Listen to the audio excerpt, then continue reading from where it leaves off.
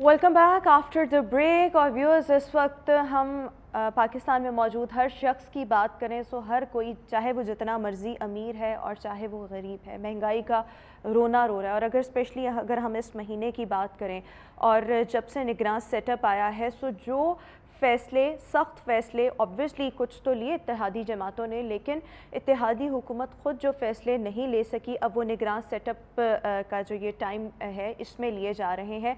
Because अब कोई उस तरह से हुकूमत नहीं है और इनके कोई स्टेक्स एज सच नहीं। अभी अगर हम बिजली के बिलों को देखें तो इस वक्त पूरे पाकिस्तान में इसको लेकर बिजली के बिल्स पर एहतजाज इस वक्त जारी है और हर कोई महंगाई का रोना रो रहा है। सो पिछले दिनों काबीना के ये जो 2-3 इजलास हुए, जिसमें अब जो फैसला सामने आया कि 400 यूनिट्स के करीब जिनकी बिजली है उनसे अब किस्तवार जो है वो बिल्स जो हैं वसूल किए जाएंगे। सो ये भी एक कान को आप इधर से पकड़ लें या दूसरी साइड से पकड़ लें, बात एक ही है, पैसे अल्टीमेटली आपने देने ही हैं। लेकिन क्या ये अवामी रद्द-ए-अमल रंग लाएगा? क्या हम पाकिस्तान को बचा पाएंगे? हमें अपने सर्वाइवल की जंग अब कैसे लड़नी है? इस सब पर बात करने के लिए हमारे साथ ब्यूरो चीफ नई बात मीडिया नेटवर्क अयाज शुजा साहब शो में मौजूद है। अयाज साहब, बहुत शुक्रिया आपके वक्त का। सबसे पहले तो इस एहतजाज की अगर हम बात कर लें, काफ़ी दिनों से ये एहतजाज चल रहा है, पाकिस्तान के मुख्तलिफ शहरों में चल रहा है, काबीना के भी 3 इजलास हुए, अल्टीमेटली वो वही फैसला किया गया 400 यूनिट्स और देने आपको पड़ेंगे। आपको लगता है कि इस एहतजाज का कोई नतीजा निकलेगा, कोई रिलीफ किसी किस्म का, या अब बस हम एक्सेप्ट कर लें कि ऐसे ही मामला चलने हैं? शुक्रिया रुखमा, पहले तो मुझे अपने प्रोग्राम में इनवाइट करने का। ये जो आपने काबीना का कहा या निगरान वज़ीर-ए-आज़म, बड़ा दुख होता है मुझे इन बेचारों पे कि इनके इख्तियार में कुछ नहीं है और इनको ला के बिठा दिया गया है। ये बेचारे किसी को कोई रिलीफ नहीं दे सकते। गुज़िश्ता हुकूमत ने ये तमाम एग्रीमेंट्स जो IMF से किए थे, ये उसका नतीजा है।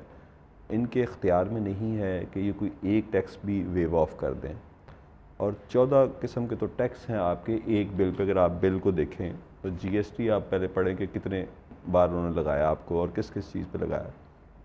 दूसरा, इसमें एक और बहुत बड़ा जुल्म ये कर रहे हैं कि अगर तो आपके 200 यूनिट आपने इस्तेमाल किए, अब आप अपने मीटर को रोक तो नहीं सकते कि 201 नहीं होना, तुमने 200 पे ब्रेक लगा देनी, ये आपकी गाड़ी नहीं है कि आप ब्रेक लगा दें। तो फिर तो वो आपसे 22 रुपये यूनिट के हिसाब से चार्ज करेंगे।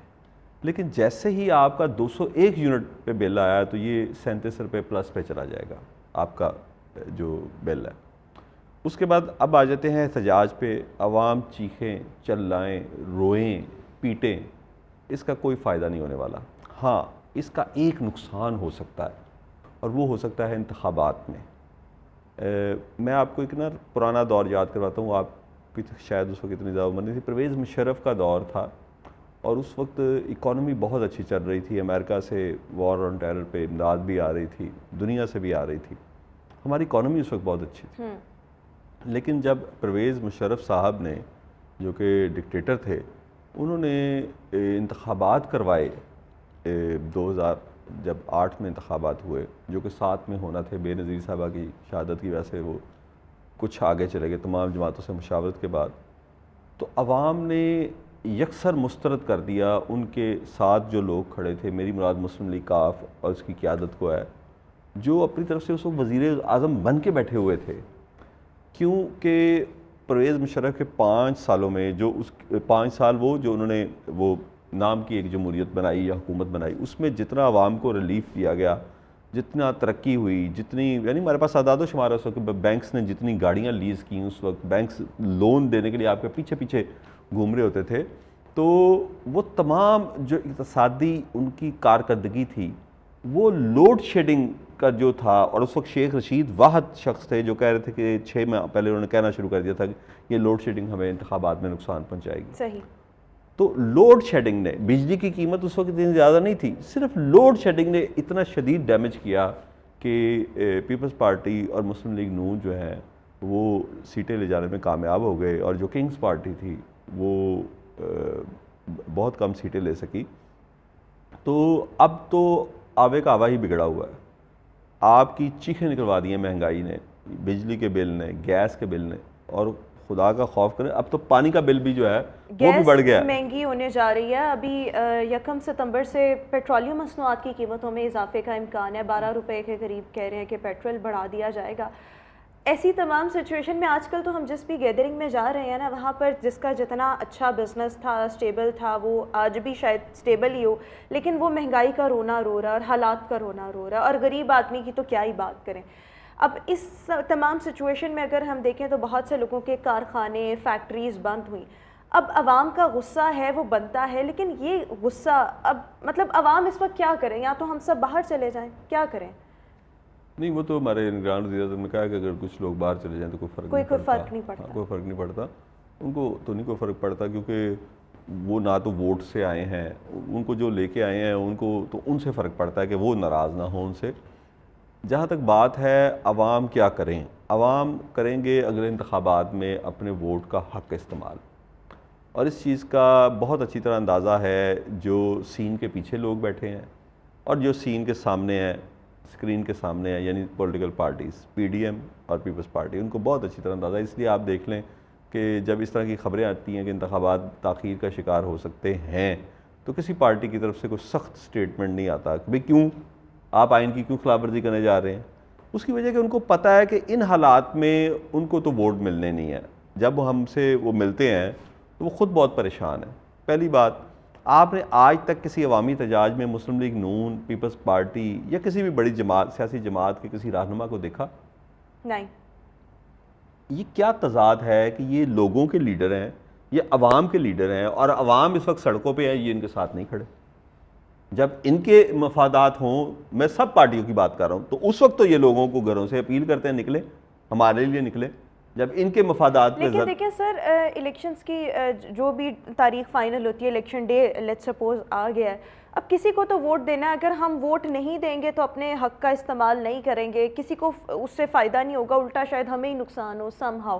لیکن ہم کس کو ووٹ دیں؟ پیپلز پارٹی ٹیسٹڈ ہے, P M L N tested ہے, پی ٹی آئی کو بھی دیکھ لیا, کوئی چوائس نہیں نا ہے کہ مطلب اگر ہم نہیں ووٹ دیں گے وہ چند ووٹوں سے جیت جائیں گے. کیا مطلب مجھے سمجھ نہیں آ رہی کہ اگر ہم احتجاج بھی اپنا ریکارڈ کروائیں سو وہ اس کا الٹیمیٹلی فائدہ کیا ہوگا؟ کچھ بھی نہیں ہوگا, کسی کو کوئی فرق ہی نہیں پڑا. ان کی حکومتیں قائم رہیں گی, جن کی سپورٹ سے انہوں نے آنا ہے وہ آ جائیں گے. رحمہ, اس طرح نہیں ہوگا. پاکستان اب اس سٹیج پہ آ چکا ہے کہ ہم کینسر کے مریض کا علاج جو ہے وہ اس کے چہرے کا میک اپ کر کے کرتے رہے ہیں, اس کے چہرے کی لالی دکھا کے کرتے رہے ہیں کہ یہ دیکھیں مریض اچھا ہو رہا ہے. ہم نے اس کی کیمو نہیں کی, ہم نے اس کو وہ میڈیسنز نہیں دیں جس سے اس کے کینسر کا علاج کیا جا سکتا. کیمو کر کے اس کو جڑ سے اکھاڑتے, آپریٹ کرتے, ہم نے وہ نہیں کیا. تو اب یا تو یہ مرض جڑ سے اکھڑے گا تو یا پھر پاکستان کی سروائیول خدا نخواستہ بہت مشکل ہو جائے گی. جو موجودہ معاشی حالات ہیں اس میں جو تھوڑی بہت معاشی سرگرمیاں تھیں وہ بھی محدود ہوتی جا رہی ہیں. اس میں صرف اور صرف اشرافیہ کو فرق نہیں پڑا جن کے پاس بہت زیادہ پیسہ ہے. پاکستان میں مڈل کلاس اور لوئر مڈل کلاس ختم ہوتی جا رہی ہے, اور یہ بڑی خطرناک بات ہے. امریکہ جیسی اکانومی جس میں اگر ایک کمپنی جو ہے اس کے پاس دنیا کے 2 درجن ممالک سے زیادہ پیسے ہوتے ہیں, اس کی ورتھ جو ہے دنیا کے 2 درجن ممالک کی کل دولت سے زیادہ ایک کمپنی کی ورتھ ہے ان کی. وہاں پہ اشرافیہ کی تعداد بہت تھوڑی ہے, وہاں پہ بہت زیادہ تعداد ہے مڈل کلاس کی اور پھر لوئر مڈل کلاس کی جو ملک کو چلا رہے ہیں. کسی بھی ملک کی معیشت کو lower middle class, upper middle class لوگ چلاتے ہیں, اشرافیہ نہیں چلاتی. تو پاکستان ایک ایسا بدقسمتی سے ملک بننے جا رہا ہے. ہمارے پڑوس میں جس کے ساتھ ہم اپنے مقابلے کرتے ہیں انڈیا, وہ ایک بہت بڑی اگزامپل ہے اس چیز کی, چین کے بعد, کہ وہاں کس طرح لوئر مڈل کلاس میں ترقی کر کے پہنچی, اب مڈل کلاس اب اپر مڈل کلاس میں پہنچ رہی ہے, اور اپر مڈل کلاس جو ہے وہ اشرافیہ کی طرف گامزن ہے. یہ ہوتا ہے کسی ملک کی معاشی ترقی کا سفر, اور جو ہمارا ہے یہ تو ہم بیک گیئر کی طرف جا رہے ہیں. اور خدا نخواستہ میرا خیال ہے کہ وہ شیخ رشید کی بات پھر مجھے یاد آ گئی کہ مجھے اس چیز سے ڈر نہیں لگتا کہ لوڈ شیڈنگ ختم ہو جائے گی. مجھے ڈر اس سے لگتا ہے اگر لوڈ شیڈنگ ختم ہوگی تو لوگ بجلی کے بل کیسے ادا کریں گے. اس لیے یہ بھی ایک نعمت ہے کہ لوڈ شیڈنگ ہو رہی ہے, بجلی پوری نہیں. ابھی تو لوڈ شیڈنگ ہو یا نہ ہو, بجلی کے بل جو ہیں وہ اتنے زیادہ آ رہے ہیں, یعنی یہ تو میرے خیال میں بات پیچھے رہ جاتی ہے. اب تو بجلی کے مطلب اگر لوڈ شیڈنگ ہو بھی رہی ہے تب بھی بجلی کے بل بہت بہت آ رہے ہیں. اس میں ایک اور بری خبر سن لیں, اس میں مزید اضافہ بھی ابھی ہوگا, بجلی کی قیمتوں میں اضافہ ہوگا. ہاں جی بالکل, اور آپ کرنے کے پابند ہیں. یہ دسمبر تک اضافہ ہوگا اور یہ بلوں میں پھر ہم اپنی اکانومی کو بہتر، ٹھیک ہے اگر آپ ایک طرف سخت فیصلے کر رہے ہیں تو پھر جاب اپرچونیٹیز لانا، ان کو کریٹ کرنا، کچھ نہ کچھ ایسی ایکٹیویٹی کہ ہمارا معیشت کا پہیہ چلتا رہے، کہیں نہ کہیں سے کوئی رے آف ہوپ آپ کو نظر آتی ہے کہ چیزیں بہتر کرنے کے لیے تو آمدن تو بڑھ جائے؟ ٹھیک ہے آپ مہنگائی کر رہے ہیں، آمدن بھی بڑھنی چاہیے. پھر رکما بدترین حالات کا آپ اس سے اندازہ لگائیں کہ قطر میں ورلڈ کپ ہوا تھا. قطر پاکستان کا دوست ملک ہے، اس نے پاکستان کو زیادہ جابز آفر کی. 2 لاکھ ہنرمند مختلف سکلز کے لوگ مانگے گئے ہم سے. میں نے سیکٹری انڈسٹریز کا انٹرویو کیا ہے احسان موٹا صاحب کا، لا رنگ پہ ہی چلا. انہوں نے بتایا کہ ہم سے جب 2 لاکھ ہنرمند مانگے تو ہمارے پاس 2 لاکھ، یہ 24-25 کروڑ کے ملک میں پنجاب میں صرف یعنی کوئی جو 13-14 کروڑ کی آبادی ہے دنیا کے تقریباً، یہ اگر ویسے آبادی کے لحاظ سے دیکھا جائے 7واں-8واں ملک بن جاتا ہے. اس میں 2 لاکھ ہنرمند لوگ نہیں تھے. 73,000 ہنرمند نکلے، ان میں سے شارٹ لسٹ ہوئے 46,000 کیونکہ باقیوں کو انگلش کی یس نو بھی نہیں آتی تھی. پھر وہ کمیونیکیٹ وہاں پہ کیسے کرتے؟ یعنی 2 لاکھ جابز قطر ہمیں دینا چاہ رہا تھا ورلڈ کپ میں اور ہم نے صرف 46,000 بھیجے کیونکہ ہمارے پاس وہ سکلڈ نہیں تھے. ہم لوگوں کا ایک جمع غفیر پیدا کرتے جا رہے ہیں کہ جن کو کوئی ہنر نہیں آتا، حکومت کو اس سے کوئی پرواہ نہیں ہے. ہمارے مقابلے میں بنگلہ دیش ہے، انڈیا ہے. آپ دیکھیں کہ آئی ٹی پہ اس وقت دنیا پہ انڈیا چھایا ہوا، یعنی کہ گوگل، فیس بک، کون سے بڑا ادارہ ہے جہاں دکھائیں کہ انڈینز جو ہیں وہ جاب نہیں کر رہے، اس کو ہیڈ کر رہے ہیں. ان کے معاشی اداروں پہ ہیڈ کر رہے ہیں اور وہ وہاں سے اس طرح. مثلا مجھے میرا ایک بہت پیارا دوست ہے سرکاری افسر، اس کا بیٹا کینیڈا سے پڑھ رہا تھا تو وہ کینیڈا سے چھٹیوں میں آیا آنکھ کا آپریشن کروانے. اس نے مجھے بتایا کہ وہاں پہ تو انڈین اس کو کینیڈا کو ایک دوسرا انڈیا بنانے کی کوششوں میں لگے ہوئے ہیں. یعنی اتنی بڑی تعداد میں وہ مائیگریشن کر رہے ہیں، لیکن سکلڈ جابز پہ، سکلڈ امیگریشن پہ وہاں پہ وہ مائیگریٹ کر رہے ہیں. ان کی تعداد دن بدن بڑھ رہی ہے اور وہ ریمیٹنس انڈیا کو آ رہی ہیں. وہ ریمیٹنس انڈیا کو پوری دنیا سے آ رہی ہیں. تو یہ چائنا کے بعد دوسری بڑی اگزامپل ہے انڈیا، جس کو ہم تنقید کا نشانہ بناتے ہیں کہ وہ کس طرح اپنے لوگوں کو سکلڈ کر کے باہر سیکھ سکتے ہیں کوئی نہ کوئی ان کی پالیسیز اور اسٹریٹجیز، لیکن کس نے کرنا ہے؟ یہاں پر تو سب کو اپنی اپنی پڑی ہوئی ہے نا، ہم اپنی کرسی بچا. کب سیکھیں گے؟ یہی بات ہے کہ کب سیکھیں گے. وہ کرنے والے لوگ نہیں نا، ان کے اپنے ذاتی مفادات آ جاتے ہیں، ان کے اپنے اقتدار کے مزے آ جاتے ہیں. سب سے پہلے تو یہ کہ آپ یہ جو بیوروکریٹس ہیں، یہ جو کابینہ ہے، ان کے للے تللے ختم کریں نا آپ، اگر اتنے برے حالات ہیں. لیکن یہاں پر ہم جب بات آتی ہے تو ہم بے بس دکھائی دیتے ہیں. چیئرمین سینٹ صادق سنجرانی کی ایک ویڈیو پچھلے دنوں وائرل ہوئی ہے سوشل میڈیا پہ کہ وہ اپنے سرکاری رہائش گاہ یا اپنی جو بھی رہائش گاہ ہے اس کے لان میں بیٹھے ہیں، کھلے لان میں بیٹھے ہیں اور وہاں پر کیبنٹ اے سی پڑے ہوئے ہیں اور وہ چل رہے ہیں. جس ملک میں غریبوں کو آپ نے زندہ درگور کر دیا بجلی کے بلوں سے، اس کے سب سے بڑے ایوان کا چیئرمین جو ہے وہ لان میں اے سی رکھ کر استعمال کر رہا ہے. تو آپ آئی ایم ایف کو کیا پیغام دے رہے ہیں؟ آپ دنیا جس سے آپ بھیک مانگتے ہیں، بھیک مانگنے جاتے ہیں امداد، ان کو کیا پیغام دے رہے ہیں؟ مجید نظامی صاحب کا ایک آپ کو واقعہ سناؤں گا، آپ کا ٹائم شارٹ ہے. مجید نظامی صاحب یو کے میں پڑھتے تھے، نوائے وقت کے ایڈیٹر تھے، بہت بڑے صحافی اس ملک کے گزرے. انہوں نے واقعہ سنایا، میں پڑھ رہا تھا تو میرا ایک پارٹ ٹائم گورا ملازم بزرگ آدمی انہوں نے رکھا ہوا تھا جو گھر کے کام کر کے جاتا تھا اور جاتے ہوئے لائٹ بند کر جاتا تھا، پنکھا بند کر جاتا تھا باہر کا. تو میں نے اس کو کہا باہر کی لائٹ جلنے دو، پنکھا چاہے بند کر دو. اس نے کہا نہیں، لائٹ باہر کوئی نہیں بیٹھا، میں بند کر کے جاؤں گا. تو کہتے مجھے غصہ آیا کہ یار اس کا بل میں نے دینا کہ تم نے دینا؟ کہتا بل بالکل تم نے دینا، لیکن ابھی بھی انگلینڈ کے کچھ ایسے دیہات ہیں جہاں پہ بجلی پوری طرح نہیں پہنچی، وہاں ہمیں لوڈ شیڈنگ کرنی پڑ رہی ہے، اس لیے ہمیں یہ لائٹیں بند کرنی ہوں گی اور اگر تم نہیں کرو گے تو میں رپورٹ کر دوں گا. اس سے آپ اندازہ لگائیں کہ وہ ملک جو کہ دنیا کی شاید G7 میں برطانیہ 6ٹھی معیشت ہوگا بڑی، وہاں کے لوگوں کا یہ حال ہے. اور ہمارے چیئرمین سینٹ صاحب کھلے لان میں اے سی چلا کے بیٹھے ہیں. اچھا، یہ بھی جو ہم حالات، یہ بڑی ہمارے معاشرے کی، ہمارے ملک کی بڑی تلخ حقیقتیں ہیں اور ہم ہمیشہ ہر شو میں بیٹھ کے رونا رو لیتے ہیں. لیکن آبویسلی ہم بھی بات ہی کر سکتے ہیں، اس پلیٹ فارم کے ذریعے آواز بلند کر سکتے ہیں. پریکٹیکلی ہونا ہے نہیں ہونا، میرے خیال میں ہر ایک کو اپنے لیے یا تو سیکنڈ سورس آف یا تھرڈ سورس آف انکم بھی آپ کا ہونا چاہیے، یا آپ کو باہر سے لے جانا چاہیے، کیونکہ ابھی یہاں پر سروائیول بہت زیادہ مشکل. پہلے ہم کہتے تھے 2 وقت کی روٹی، میرے خیال میں اب آپ کو 1 وقت کی بھی روٹی مل جائے تو یہ بھی بہت بڑی بات ہے. لیکن جو ہم حالات دیکھ رہے ہیں، सिविल नाफरमानी, वो वाली सिविल नाफरमानी नहीं जो तहरीक इंसाफ के वक्त पर चेयरमैन पीटीआई ने उसका ऐलान किया था, जेन्युइन सिविल नाफरमानी की तरफ हालात जा सकते हैं? सिविल नाफरमानी क्या होती है? आप एक तहरीक चलाते हैं, कोई कायद चलाता है, और एक ऐसी तहरीक होती है जिसके लिए किसी कायद की ज़रूरत नहीं होती। लोग इतने तंग आ जाते हैं कि वो फिर निकल पड़ते हैं। कितने लोग खुदकुशी करेंगे, कितने लोग अपने बच्चों को मारेंगे। आपको खबरें नहीं आती कि माँ ने अपने बच्चों को चूहे मार गोलियां दे दी क्योंकि शौहर दूसरे शहर कर रहे हैं। हाँ। कुछ लोग फिर बाहर निकलेंगे, फिर उनका रुख होगा इन महल्लात की तरफ। तो ये हालात किस तरफ जाएंगे? ये अनारकी की तरफ जाएंगे। ये सोचने की बात है हमारे उन सोचने वालों को, करता रहताओं को, कि अगर हालात इस तरफ चले गए तो उनके घर कैसे बचेंगे। अच्छा देखिए, हम क्योंकि अभी प्रॉब्लम्स को डिस्कस करें, कोई सोल्यूशन आपको नज़र आता है? कोई मतलब कोई होप, कोई इस तरह के मामलात में, हालात में कोई मसीहा बन जाए? कुछ भी नहीं। आपको लगता है कि ये हालात पाकिस्तान के हमेशा वैसे ही रहेंगे? मुझे तो कोई उम्मीद नज़र नहीं आ रही रुकमा। सबसे पहले तो इस आवाज़ ही नहीं उठाई। कुछ सहाफ़ियों ने आवाज़ उठाई, मेरा एक दोस्त जर्नलिस्ट था, वो बीट करता था, उसने आवाज़ उठाई, वो आवाज़ें चुप करवा दी गई। उन अखबारात को इश्तिहारात दिए गए, उन आवाज़ों को खामोश करवा दिया गया।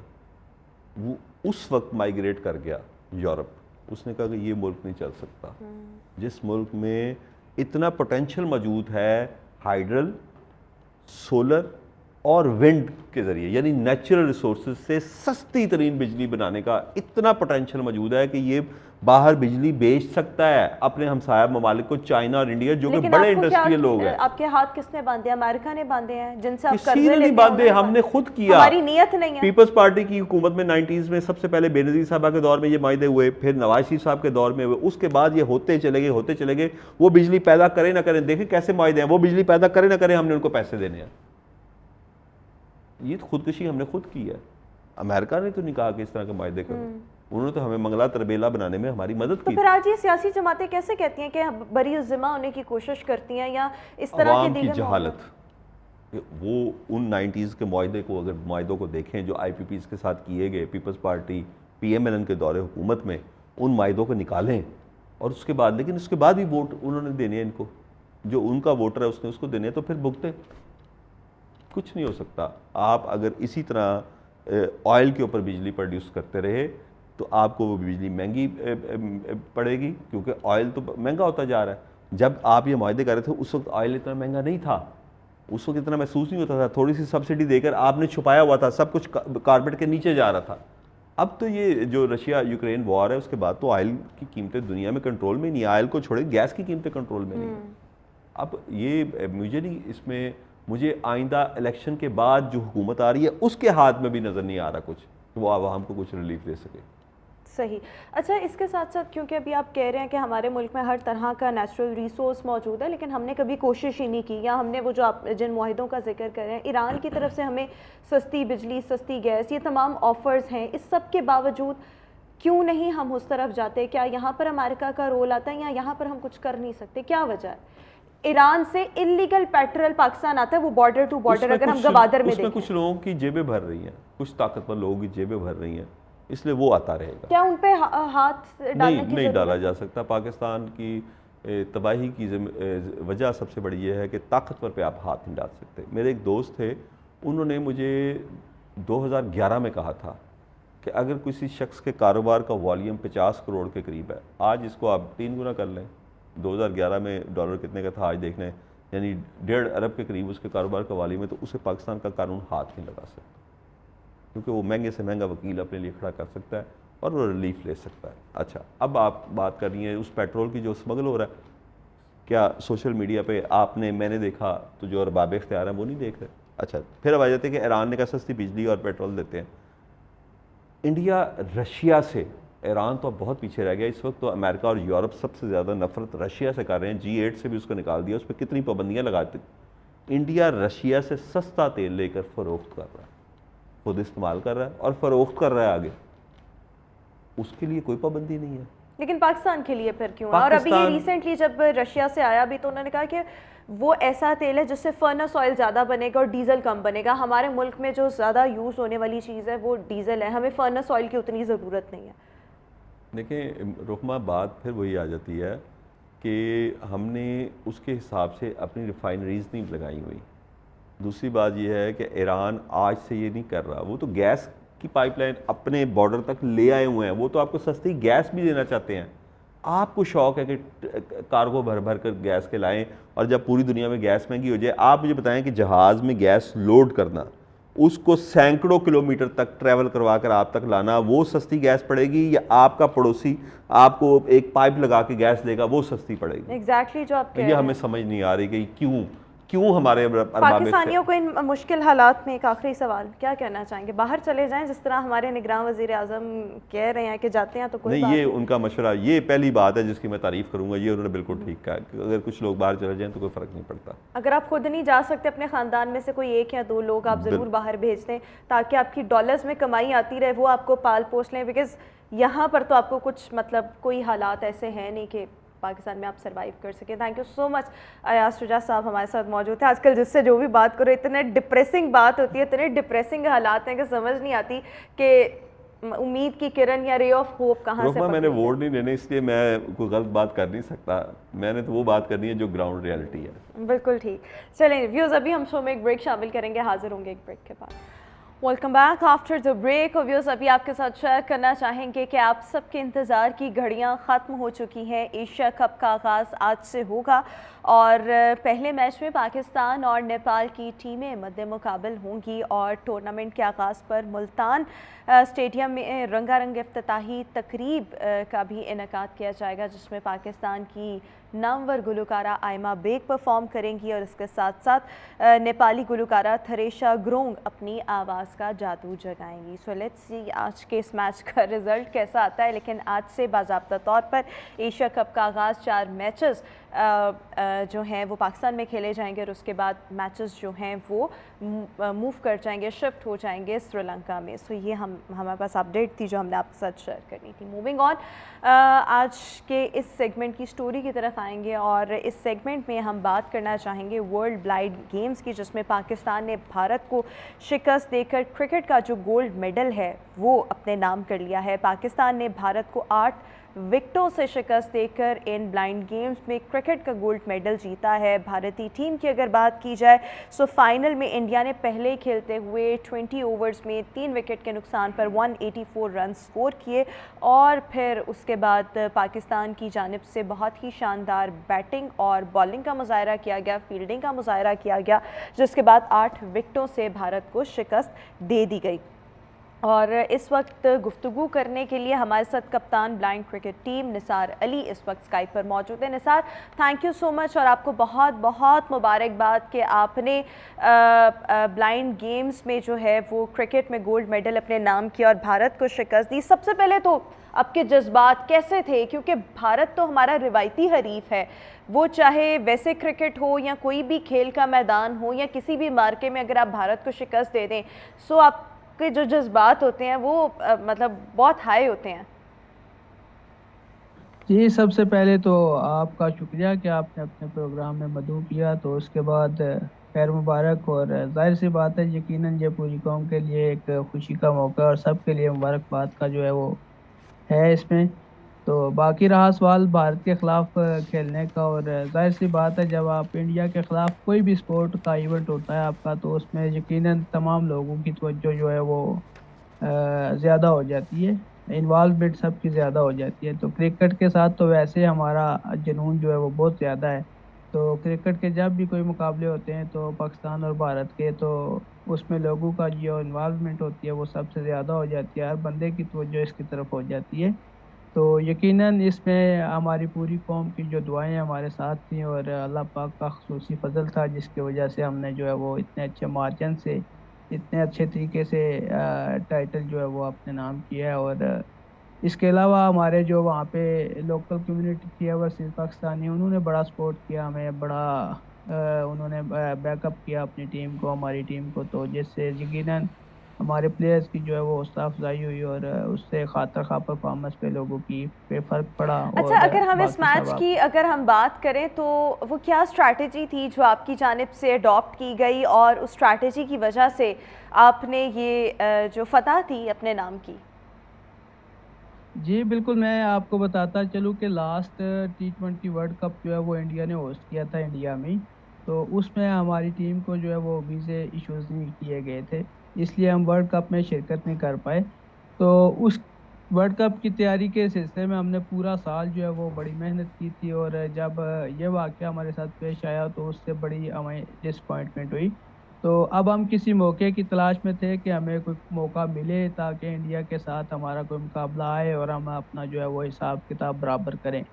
تو اللہ پاک نے موقع فراہم کیا ہے، اور اسٹریٹجی کے حوالے سے یہی ہے جی کہ پلیئرز کو یہی کہا تھا کہ آپ اپنے نیچرل گیم کھیلیں گے، کوئی کسی قسم کا جو ہے وہ ایکسٹرا پریشر کسی قسم کا آپ فیل نہیں کریں گے، نہ ہی لیں گے۔ تو اللہ پاک نے بڑا کرم کیا، ہمارے پلیئرز نے توقعات کے مطابق بڑا اچھا پرفارم کیا، اور جو ان کو رول دیا گیا تھا اس کو انہوں نے 100% پورا کرنے کی ایفرٹ کی ہے، تو اس میں ہمیں کامیابی بھی ملی ہے۔ تو یقینی سی بات ہے جی، اس طرح کے جو بڑے میچز ہوتے ہیں اس میں پریشر تو ہوتا ہے، لیکن ظاہر سی بات ہے جو لوگ اس کو ہینڈل کرتے ہیں، پریشر کو اڈاپٹ کرتے ہیں، تو یقیناً وہ کامیاب ہوتے ہیں۔ تو اسی طرح ہمارے پلیئرز نے بیسکس پہ رہ کے جو ہے وہ پرفارم کیا ہے، تو جس سے یقیناً ہمیں اس کا فائدہ بھی ہوا ہے، اور آج رزلٹس جو ہے وہ آپ کے سامنے ہی ہے۔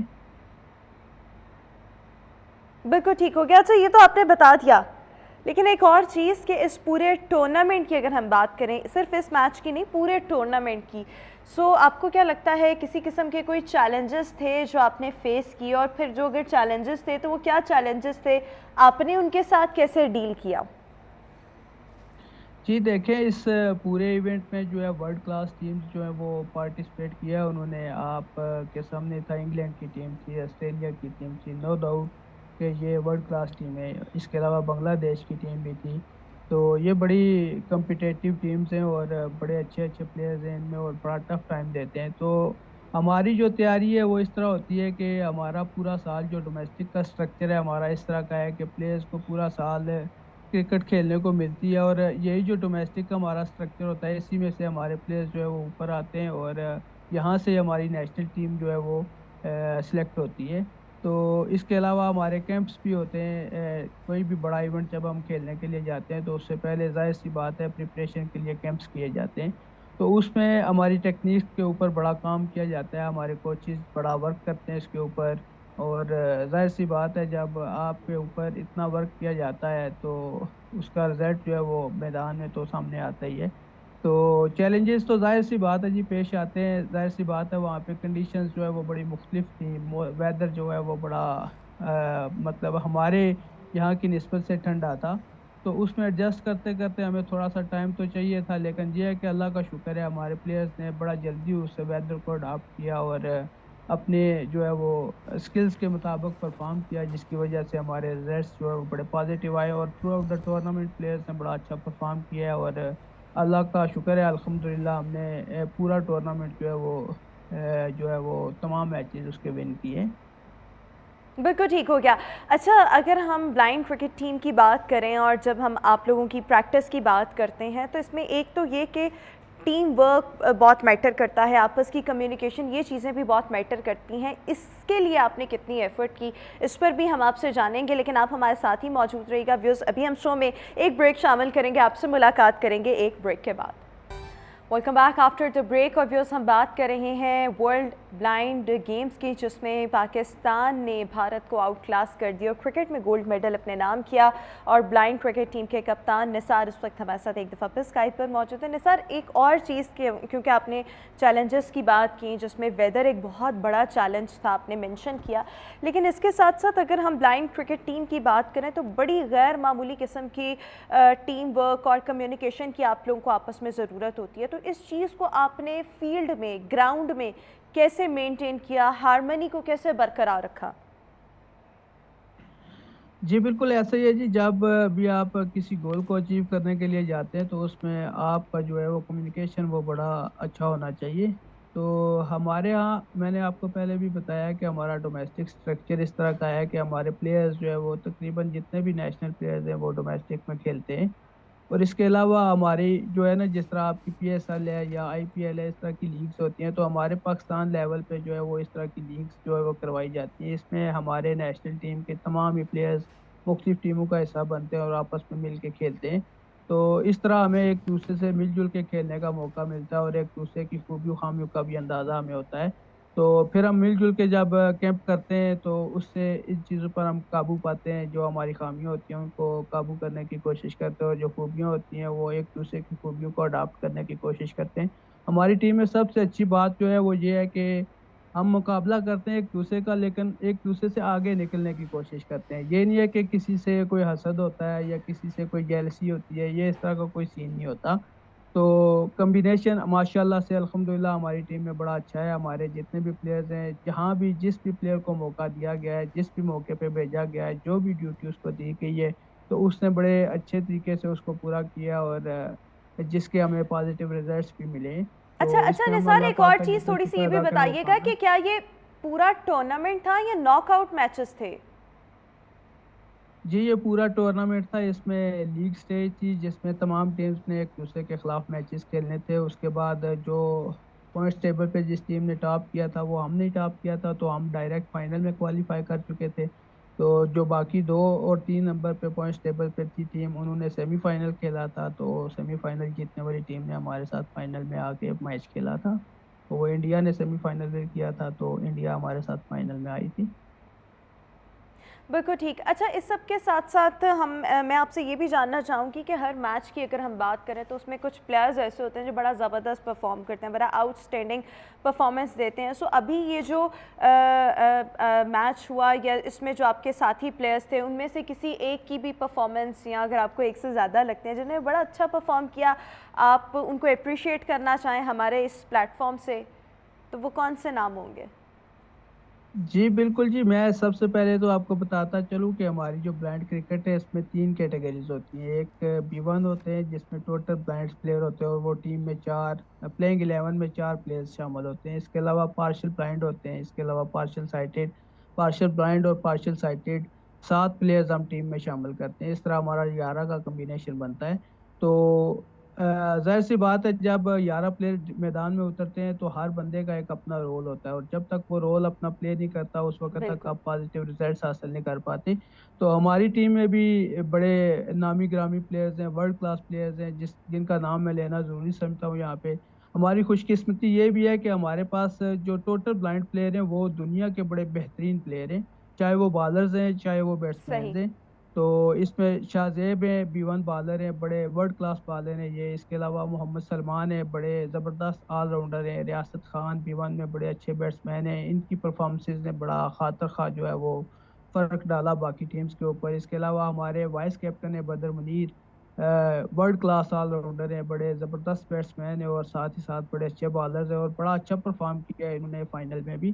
انہوں نے 41 رنز کی اننگ کھیلی ہے, سو اور اس ان کے علاوہ کھلاڑیوں بالنگ کو میں بھی آپ بڑا اپریشیٹ زبردست کیا. کرنا چاہیں گے. تھینک یو سو مچ نثار, ہمارے ساتھ موجود تھے, اور ایک بار پھر آپ کو بہت مبارکباد, اور اسی طرح آپ کامیابیاں سمیٹتے رہیں اور پاکستان کا نام روشن کرتے رہیں.